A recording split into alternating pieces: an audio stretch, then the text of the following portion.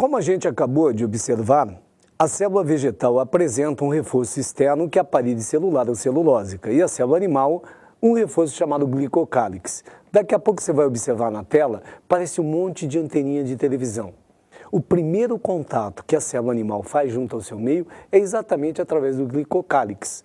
Portanto, o reconhecimento do meio ambiente, o reconhecimento celular, a identidade da célula, o próprio estímulo que leva à formação de anticorpos depende do glicocálix. Só para você ter uma ideia, as proteínas que determinam o grupamento sanguíneo A, B, AB e O são proteínas de membrana que fazem parte do glicocálix. E por falar em membrana, quais são as informações fundamentais que eu devo guardar sobre a membrana plasmática? 1. A membrana plasmática é visível apenas à microscopia eletrônica. 2. Você sabe qual é a espessura da membrana plasmática? 75 angstroms. Só para você ter uma ideia, o angstrom é uma medida na microscopia eletrônica e equivale a 10 milhões de vezes menos que o milímetro. 10 milhões de vezes menor que o milímetro. E a espessura da membrana de cada célula sua é de 75 angstroms em média. Ou seja, o limite físico entre a vida e a ausência de vida é a membrana de cada célula sua. Com quantos angstroms de espessura? 75. Que funções fundamentais tem a membrana? Primeiro, evidentemente, delimitar o conteúdo celular. Segundo, determina a forma da célula. Membranas mais resistentes, mais rígidas, dão célula com forma fixa. Mais maleáveis, a célula não tem forma fixa, como é o caso da ameba. Agora, fundamental é lembrar que a membrana é responsável por todo o intercâmbio entre a célula e o meio. Outro detalhe fundamental, hein? Qual é a natureza química da membrana plasmática? Lipoproteica. Ela é feita de lipídios e de proteínas. O modelo atual de membrana chama mosaico fluido. E o que diz ele?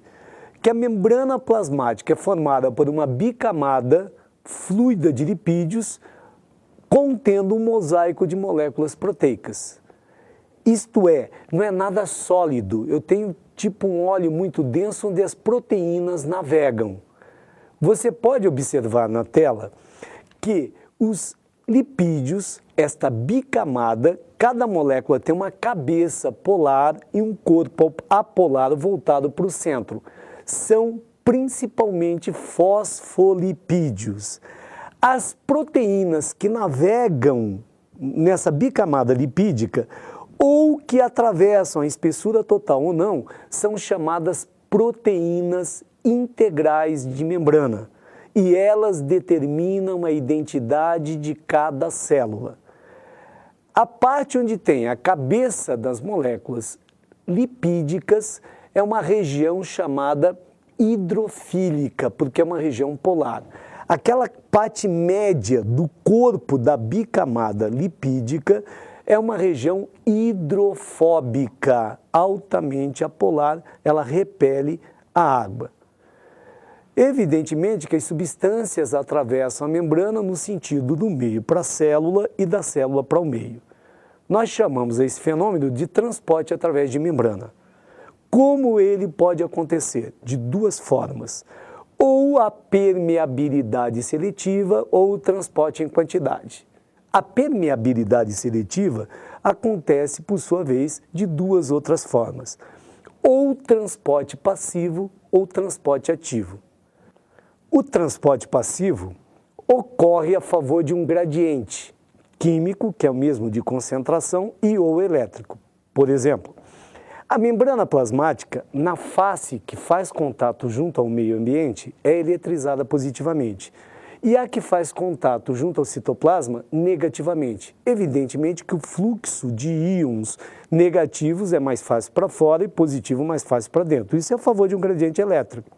Aí o que é gradiente de concentração? Imagina um ônibus lotado. É mais fácil descer ou subir alguém? Evidentemente que é descer. Aliás, é só abrir a porta, cai em 5. Isso é a favor de um gradiente. Subir seria contra um gradiente.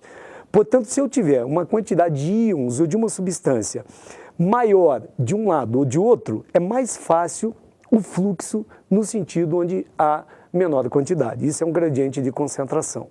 Quais são os tipos de transporte passivo? Primeiro, difusão simples. Isso ocorre com oxigênio e gás carbônico. São moléculas pequenas que passam do lado que está mais concentrado para o menos. O objetivo é encontrar um equilíbrio de concentrações. O mais concentrado eu chamo de hipertônico, menos de hipotônico. Objetivo, concentração igual isotonia. Segundo, a difusão facilitada. Difusão facilitada ocorre com alguns íons ou com algumas moléculas um pouquinho maiores, como por exemplo a glicose. É uma difusão que vai ocorrer do mesmo jeito, vai passar do lado mais concentrado ou hipertônico para o lado menos ou hipotônico. Só que, como demoraria muito, tem a ajudazinha de algumas enzimas da membrana que nós chamamos de hipermeases. O transporte ativo, exemplo clássico, a bomba sódio-potássio. Guarda bem, há uma maior concentração de sódio do lado de fora da célula e de potássio do lado de dentro da célula. Por isso, o potássio sai por difusão simples e o sódio entra por difusão simples. A célula tem que manter a grande concentração de sódio lá fora e de potássio aqui dentro.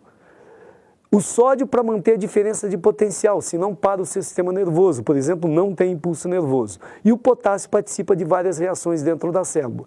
O que a célula faz então? Enzimas chamadas carreadoras empurram a força o sódio para fora, gasto de energia, e a força o potássio para dentro, com gasto de energia. Por isso, transporte ativo, contra um gradiente com gasto de energia.